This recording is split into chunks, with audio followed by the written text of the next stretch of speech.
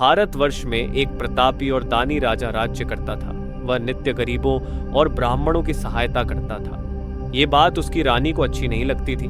वह न ही गरीबों को दान देती, न ही भगवान का पूजन करती थी और राजा को भी दान देने से मना किया करती थी। एक दिन राजा शिकार खेलने वन को गए हुए थे तो रानी महल में अकेली थी। उसी समय बृहस्पति देव साधु वेश में राजा के महल में भिक्षा के लिए गए और भिक्षा मांगी रानी ने भिक्षा देने से इनकार किया और कहा, हे साधु महाराज, मैं तो दान पुण्य से तंग आ गई हूँ।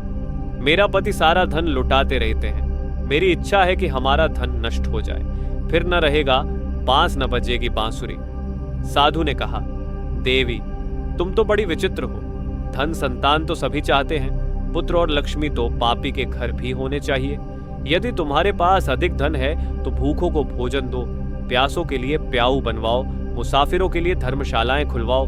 जो निर्धन अपनी कुंवारी कन्याओं का विवाह नहीं कर सकते उनका विवाह करा दो। ऐसे और कई काम हैं जिनके करने से तुम्हारा यश लोक परलोक में फैलेगा। परंतु रानी पर उपदेश का कोई प्रभाव न पड़ा। वह बोली, महाराज आप मुझे कुछ न समझाएं। मैं ऐसा धन नहीं चाहती जो हर जगह बांटती फिरूं। साधु ने उत्तर दिया, यदि तुम्हारी ऐसी इच्छा है तो तथास्तु। तुम ऐसा करना कि बृहस्पतिवार को घर लीप कर पीली मिट्टी से अपना सिर धोकर स्नान करना, भट्टी चढ़ाकर कपड़े धोना। ऐसा करने से आपका सारा धन नष्ट हो जाएगा।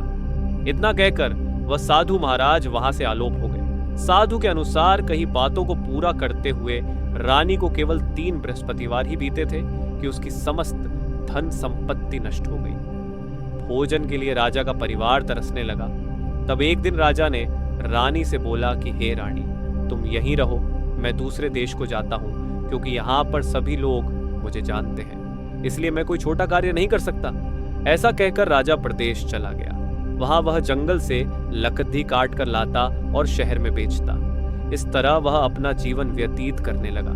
इधर राजा के प्रदेश जाते ही रानी और दासी दुखी रहने लगी। एक बार जब रानी और दासी को 7 दिन तक बिना भोजन के रहना पड़ा तो रानी ने अपनी दासी से कहा, हे दासी, पास ही के नगर में मेरी बहन रहती है, वह बड़ी धनवान है, तो उसके पास जा और कुछ ले आ ताकि थोड़ी बहुत गुजर बसर हो जाए। दासी रानी की बहन के पास गई। उस दिन गुरुवार था और रानी की बहन उस समय बृहस्पतिवार व्रत की कथा सुन रही थी। दासी ने रानी की बहन को अपनी रानी का संदेश दिया, लेकिन रानी की बड़ी बहन ने कोई उत्तर नहीं दिया। जब दासी को रानी की बहन से कोई उत्तर नहीं मिला तो वह बहुत दुखी हुई और उसे क्रोध भी आया। दासी ने वापस आकर रानी को सारी बात बता दी। सुनकर रानी ने अपने भाग्य को कोसा। उधर रानी की बहन ने सोचा कि मेरी बहन की दासी आई थी, परंतु मैं उससे नहीं बोली, इससे वह बहुत दुखी हुई होगी। कथा सुनकर और पूजन समाप्त करके वह अपनी बहन के घर आई और कहने लगी, हे बहन, मैं बृहस्पतिवार का व्रत कर रही थी। तुम्हारी दासी मेरे घर आई थी, परंतु जब तक कथा होती है तब तक न तो उठते हैं और न ही बोलते हैं, इसलिए मैं नहीं बोली। कहो दासी क्यों गई थी? रानी बोली, बहन तुमसे क्या छिपाऊं, हमारे घर में खाने तक को अनाज नहीं था। ऐसा कहते कहते रानी की आंखें भर आई। उसने दासी समेत पिछले 7 दिनों से भूखे रहने तक की बात अपनी बहन को विस्तार पूर्वक सुना दी।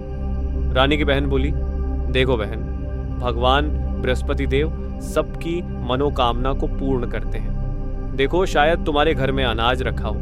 पहले तो रानी को विश्वास नहीं हुआ, पर बहन के आग्रह करने पर उसने अपनी दासी को अंदर भेजा तो उसे सचमुच अनाज से भरा एक गड्डी मिल गया। यह देखकर दासी को बड़ी हैरानी हुई। दासी रानी से कहने लगी, हे रानी, जब हमको भोजन नहीं मिलता तो हम व्रत ही तो करते हैं, इसलिए क्यों ना इनसे व्रत और कथा की विधि पूछ ली जाए ताकि हम भी व्रत कर सकें। तब रानी ने अपनी बहन से बृहस्पतिवार व्रत के बारे में पूछा। उसकी बहन ने बताया, बृहस्पतिवार के व्रत में चने की दाल और मुनक्का से विष्णु भगवान का केले की जड़ में पूजन करें तथा दीपक जलाएं, व्रत कथा सुने और पीला भोजन ही करें, इससे बृहस्पति देव प्रसन्न होते हैं। व्रत और पूजन विधि बताकर रानी की बहन अपने घर को लौट गई। 7 दिन के बाद जब गुरुवार आया तो रानी और दासी ने व्रत रखा। घुड़साल में जाकर चना और गुड़ लेकर आई, फिर उससे केले की जड़ तथा विष्णु भगवान का पूजन किया। अब पीला भोजन कहां से आए, इस बात को लेकर दोनों बहुत दुखी थे। चूंकि उन्होंने व्रत रखा था, इसलिए बृहस्पति देव उनसे प्रसन्न थे। इसलिए वे एक साधारण व्यक्ति का रूप धारण कर 2 थालों में सुंदर पीला भोजन दासी को दे गए। भोजन पाकर दासी प्रसन्न हुई और फिर रानी के साथ मिलकर भोजन ग्रहण किया। उसके बाद वे सभी गुरुवार को व्रत और पूजन करने लगी। बृहस्पति भगवान की कृपा से उनके पास फिर से धन संपत्ति आ गई, परंतु रानी फिर से पहले की तरह आलस्य करने लगी। तब दासी बोली, देखो रानी, तुम पहले भी इस प्रकार आलस्य करती थी। तुम्हें धन रखने में कष्ट होता था, इस कारण सभी धन नष्ट हो गया, और अब जब भगवान बृहस्पति की कृपा से धन मिला है तो तुम्हें फिर से आलस्य होता है। रानी को समझाते हुए दासी कहती है कि बड़ी मुसीबतों के बाद हमने यह धन पाया है, इसलिए हमें दान पुण्य करना चाहिए, भूखे मनुष्यों को भोजन कराना चाहिए और धन को शुभ कार्यों में खर्च करना चाहिए, जिससे तुम्हारे कुल का यश बढ़ेगा, स्वर्ग की प्राप्ति होगी और पितृ प्रसन्न होंगे। दासी की बात मानकर रानी अपना धन शुभ कार्यों में खर्च करने लगी, जिससे पूरे नगर में उसका यश फैलने लगा। बृहस्पतिवार व्रत कथा के बाद श्रद्धा के साथ आरती की जानी चाहिए। इसके बाद प्रसाद बांटकर उसे ग्रहण करना चाहिए। एक दिन राजा दुखी होकर जंगल में एक पेड़ के नीचे आसन जमाकर बैठ गया। वह अपनी दशा को याद करके व्याकुल होने लगा। बृहस्पतिवार का दिन था। एकाएक उसने देखा कि निर्जन वन में एक साधु प्रकट हुए। वह साधु वेश में स्वयं बृहस्पति देवता थे। लकड़हारे के सामने आकर बोले, हे लकड़हारे, इस सुनसान जंगल में तू चिंता मग्न क्यों बैठा है? लकड़हारे ने दोनों हाथ जोड़कर प्रणाम किया और उत्तर दिया, महात्मा जी, आप सब कुछ जानते हैं, मैं क्या कहूं? ये कहकर रोने लगा और साधु को अपनी आत्मकथा सुनाई। महात्मा जी ने कहा, तुम्हारी स्त्री ने बृहस्पति के दिन बृहस्पति भगवान का निरादर किया है, जिसके कारण रुष्ट होकर उन्होंने तुम्हारी यह दशा कर दी। अब तुम चिंता को दूर करके मेरे कहने पर चलो तो तुम्हारे सब कष्ट दूर हो जाएंगे और भगवान पहले से भी अधिक संपत्ति देंगे। तुम बृहस्पति के दिन कथा किया करो। 2 पैसे के चने मुनक्का लाकर उसका प्रसाद बनाओ और शुद्ध जल से लोटे में शक्कर मिलाकर अमृत तैयार करो। कथा के पश्चात अपने सारे परिवार और सुनने वाले प्रेमियों में अमृत व प्रसाद बांटकर आप भी ग्रहण करो। ऐसा करने से भगवान तुम्हारी सब मनोकामनाएं पूरी करेंगे। साधु के ऐसे वचन सुनकर लकड़हारा बोला, हे प्रभु, मुझे लकड़ी बेचकर इतना पैसा नहीं मिलता जिससे भोजन के उपरांत कुछ बचा सकूं। मैंने रात्रि में अपनी स्त्री को व्याकुल देखा है। मेरे पास कुछ भी नहीं जिससे मैं उसकी खबर मंगा सकूं। साधु ने कहा, हे लकड़हारे, तुम किसी बात की चिंता मत करो। बृहस्पति के दिन तुम रोजाना की तरह लकड़ियां लेकर शहर को जाओ। तुमको रोज से दुगुना धन प्राप्त होगा, जिससे तुम भली भांति भोजन कर लोगे तथा बृहस्पति देव की पूजा का सामान भी आ जाएगा। इतना कहकर साधु अंतर ध्यान हो गए। धीरे धीरे समय व्यतीत होने पर फिर वही बृहस्पतिवार का दिन आया। लकड़हारा जंगल से लकड़ी काट कर किसी शहर में बेचने गया। उसे उस दिन और दिन से अधिक पैसा मिला। राजा ने चना गुड़ आदि लाकर गुरुवार का व्रत किया। उस दिन से उसके सभी क्लेश दूर हुए। परंतु जब दोबारा गुरुवार का दिन आया तो बृहस्पतिवार का व्रत करना भूल गया। इस कारण बृहस्पति भगवान नाराज हो गए। उस दिन उस नगर के राजा ने विशाल यज्ञ का आयोजन किया तथा शहर में यह घोषणा करा दी कि कोई भी मनुष्य अपने घर में भोजन न बनावे, न आग जलावे, समस्त जनता मेरे यहाँ भोजन करने आवे। इस आज्ञा को जो न मानेगा उसे फांसी की सजा दी जाएगी। इस तरह की घोषणा संपूर्ण नगर में करवा दी गई। राजा की आज्ञा अनुसार शहर के सभी लोग भोजन करने गए, लेकिन लकड़हारा कुछ देर से पहुंचा, इसलिए राजा उसको अपने साथ घर लेवा ले गए और ले जाकर भोजन करा रहे थे तो रानी की दृष्टि उस खूंटी पर पड़ी जिस पर उसका हार लटका हुआ था। वह वहां पर दिखाई नहीं दिया। रानी ने निश्चय किया कि मेरा हार इस मनुष्य ने चुरा लिया है। उसी समय सिपाहियों को बुलाकर उसको कारागार में डलवा दिया। जब लकड़हारा कारागार में पड़ गया और बहुत दुखी होकर विचार करने लगा कि न जाने कौन से पूर्व जन्म के कर्म से मुझे यह दुख प्राप्त हुआ है, और उसी साधु को याद करने लगा जो कि जंगल में मिला था। उसी समय तत्काल बृहस्पति देव साधु के रूप में प्रकट हुए और उसकी दशा को देखकर कहने लगे, अरे मूर्ख, तूने बृहस्पति देव की कथा नहीं करी, इस कारण तुझे दुख प्राप्त हुआ है। अब चिंता मत कर, बृहस्पतिवार के दिन कारागार के दरवाजे पर 4 पैसे पड़े मिलेंगे। उनसे तू बृहस्पति देव की पूजा करना, तेरे सभी कष्ट दूर हो जाएंगे। बृहस्पति के दिन उसे 4 पैसे मिले। लकड़हारे ने कथा कही उसी रात्रि को बृहस्पति देव ने उस नगर के राजा को स्वप्न में कहा, हे राजा, तुमने जिस आदमी को कारागार में बंद कर दिया है वह निर्दोष है। वह राजा है, उसे छोड़ देना। रानी का हार उसी खूंटी पर लटका है। अगर तू ऐसा नहीं करेगा तो मैं तेरे राज्य को नष्ट कर दूंगा। इस तरह रात्रि के स्वप्न को देखकर राजा प्रातः काल उठा और खूंटी पर हार देखकर लकड़हारे को बुलाकर क्षमा मांगी तथा लकड़हारे को योग्य सुंदर वस्त्र आभूषण देकर विदा कर दिया। बृहस्पति देव की आज्ञा अनुसार लकड़हारा अपने नगर को चल दिया। राजा जब अपने नगर के निकट पहुंचा तो उसे बड़ा आश्चर्य हुआ। नगर में पहले से अधिक बाग, तालाब, कुएं तथा बहुत सी धर्मशाला, मंदिर आदि बन गई है। राजा ने पूछा, यह किसका बाग और धर्मशाला है? तब नगर के सब लोग कहने लगे, यह सब रानी और बांदी के हैं। तो राजा को आश्चर्य हुआ और गुस्सा भी आया। जब रानी ने यह खबर सुनी कि राजा आ रहे हैं तो उन्होंने बांदी से कहा कि हे दासी, देख राजा हमको कितनी बुरी हालत में छोड़ गए थे। हमारी ऐसी हालत देखकर वह लौट न जाए, इसलिए तू दरवाजे पर खड़ी हो जा। आज्ञानुसार दासी दरवाजे पर खड़ी हो गई। राजा आए तो उन्हें अपने साथ लेवा लाई। तब राजा ने क्रोध करके अपनी रानी से पूछा कि यह धन तुम्हें कैसे प्राप्त हुआ है? तब उन्होंने कहा, हमें यह सब धन बृहस्पति देव के इस व्रत के प्रभाव से प्राप्त हुआ है। राजा ने निश्चय किया कि 7 रोज बाद तो सभी बृहस्पति देव का पूजन करते हैं, परंतु मैं प्रतिदिन दिन में 3 बार कहानी तथा रोज व्रत किया करूंगा। अब हर समय राजा के दुपट्टे में चने की दाल बंधी रहती तथा दिन में 3 बार कहानी कहता। एक रोज राजा ने विचार किया कि चलो अपनी बहन के यहाँ हो आवे। इस तरह निश्चय कर राजा घोड़े पर सवार हो अपनी बहन के यहाँ को चलने लगा। मार्ग में उसने देखा कि कुछ आदमी एक मुर्दे को लिए जा रहे हैं। उन्हें रोक कर राजा कहने लगा, अरे भाइयों, मेरी बृहस्पति देव की कथा सुन लो। वे बोले, लो, हमारा तो आदमी मर गया है, इसको अपनी कथा की पड़ी है। परंतु कुछ आदमी बोले, अच्छा कहो, हम तुम्हारी कथा भी सुनेंगे। राजा ने दाल निकाली और जब कथा आदि हुई थी कि मुर्दा हिलने लग गया और जब कथा समाप्त हो गई तो राम राम करके मनुष्य उठकर खड़ा हो गया। आगे मार्ग में उसे एक किसान खेत में हल चलाता मिला। राजा ने उसे देख और उससे बोले, अरे भैया, तुम मेरी बृहस्पतिवार की कथा सुन लो। किसान बोला, जब तक मैं तेरी कथा सुनूंगा तब तक 4 हरैया जोत लूंगा। जा अपनी कथा किसी और को सुनाना। इस तरह राजा आगे चलने लगा।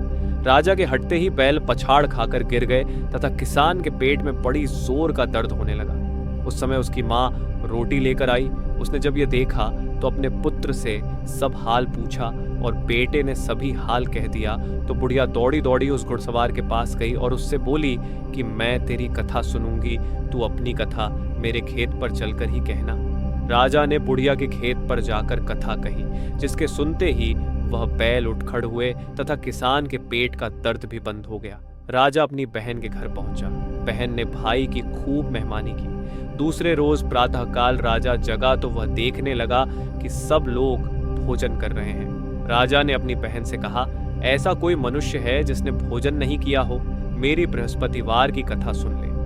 बहन बोली, हे भैया, ये देश ऐसा ही है कि पहले यहाँ लोग भोजन करते हैं, बाद में अन्य काम करते हैं। अगर कोई पड़ोस में हो तो देख आऊं। वह ऐसा कहकर देखने चली गई, परंतु उसे कोई ऐसा व्यक्ति नहीं मिला जिसने भोजन न किया हो। अतः वह एक कुम्हार के घर गई जिसका लड़का बीमार था। उसे मालूम हुआ कि उनके यहाँ 3 रोज से किसी ने भोजन नहीं किया है। रानी ने अपने भाई की कथा सुनने के लिए कुम्हार से कहा। वह तैयार हो गया। राजा ने जाकर बृहस्पतिवार की कथा कही, जिसको सुनकर उसका लड़का ठीक हो गया। अब तो राजा की प्रशंसा होने लगी। एक रोज राजा ने अपनी बहन से कहा कि हे बहन, हम अपने घर को जाएंगे, तुम भी तैयार हो जाओ। राजा की बहन ने अपनी सास से कहा। सास ने कहा, हाँ चली जा, परंतु अपने लड़कों को मत ले जाना, क्योंकि तेरे भाई के कोई औलाद नहीं है। बहन ने अपने भैया से कहा, हे भैया, मैं तो चलूंगी, पर कोई बालक नहीं जाएगा। राजा बोला, जब कोई बालक नहीं चलेगा तब तुम ही क्या करोगी? बड़े दुखी मन से राजा अपने नगर को लौट आया। राजा ने अपनी रानी से कहा, हम निर्वंशी हैं, हमारा मुंह देखने का धर्म नहीं है और कुछ भोजन आदि नहीं किया। रानी बोली, हे प्रभु, बृहस्पति देव ने हमें सब कुछ दिया है, वह हमें औलाद अवश्य देंगे। उसी रात को बृहस्पति देव ने राजा से स्वप्न में कहा, हे राजा उठ, सभी सोच त्याग दे, तेरी रानी गर्भ से है। राजा की यह बात सुनकर बड़ी खुशी हुई। 9वें महीने में उसके गर्भ से एक सुंदर पुत्र पैदा हुआ। तब राजा बोला, हे रानी, स्त्री बिना भोजन के रह सकती है, पर बिना कहे नहीं रह सकती। जब मेरी बहन आवे तुम उससे कुछ कहना मत। रानी ने सुनकर हाँ कर दिया। जब राजा की बहन ने यह शुभ समाचार सुना तो वह बहुत खुश हुई तथा बधाई लेकर अपने भाई के यहाँ आई। तभी रानी ने कहा, घोड़ा चढ़कर तो नहीं आई, गधा चढ़ी आई। राजा की बहन बोली, भाभी, मैं इस प्रकार न कहती तो तुम्हें औलाद कैसे मिलती।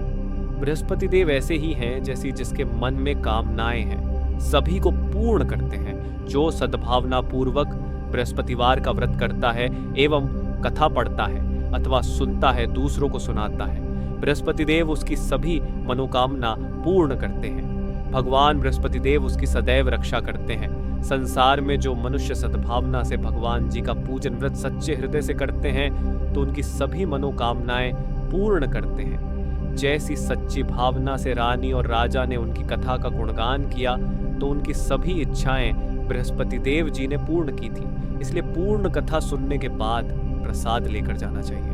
हृदय से उसका मनन करते हुए जयकारा बोलना चाहिए। प्राचीन काल में एक ब्राह्मण रहता था। वह बहुत निर्धन था। उसके कोई संतान नहीं थी। उसकी स्त्री बहुत मलिनता के साथ रहती थी। वह स्नान न करती, किसी देवता का पूजन न करती। इससे ब्राह्मण देवता बड़े दुखी थे।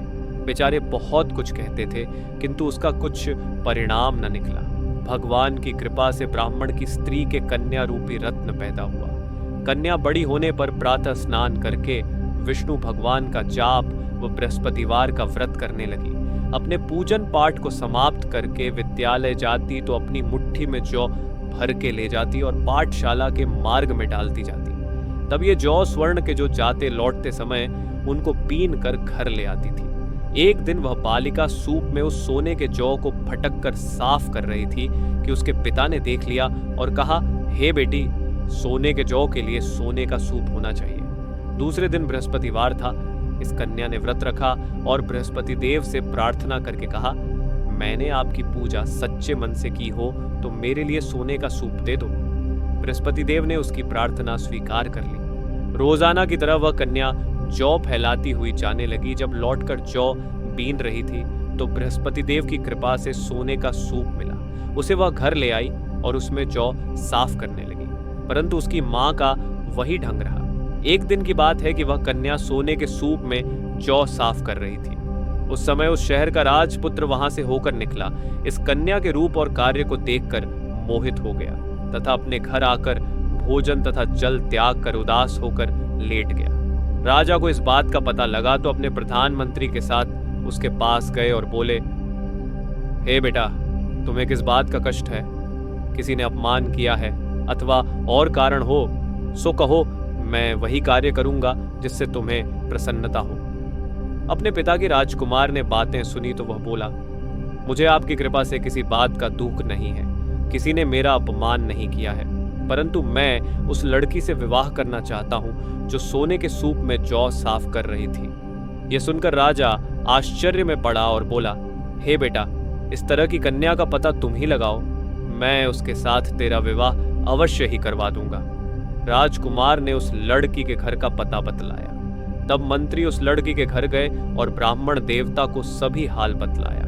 ब्राह्मण देवता राजकुमार के साथ अपनी कन्या का विवाह करने के लिए तैयार हो गए तथा विधि विधान के अनुसार ब्राह्मण की कन्या का विवाह राजकुमार के साथ हो गया। कन्या के घर से जाते ही पहले की भांति उस ब्राह्मण देवता के घर में गरीबी का निवास हो गया। अब भोजन के लिए भी अन्न बड़ी मुश्किल से मिलता था।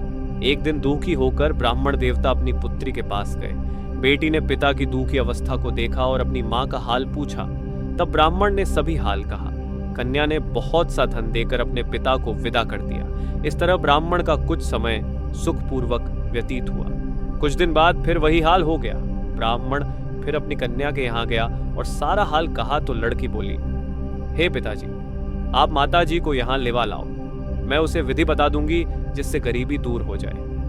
वह ब्राह्मण देवता अपनी स्त्री को साथ लेकर पहुंचे तो अपनी मां को समझाने लगी, हे मां, तुम प्रातः काल प्रथम स्नानादि करके विष्णु भगवान का पूजन करो तो सब दरिद्रता दूर हो जाएगी।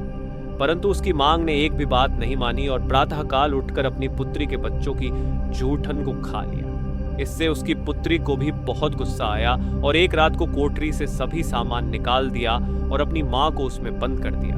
प्रातःकाल उसे निकाला तथा स्नानादि करा के पाठ करवाया तो उसकी मां की बुद्धि ठीक हो गई और फिर प्रत्येक बृहस्पतिवार को व्रत रखने लगी। इस व्रत के प्रभाव से उसके माँ बाप बहुत ही धनवान और पुत्रवान हो गए और बृहस्पति जी के प्रभाव से इस लोक के सुख भोग कर स्वर्ग को प्राप्त हुए।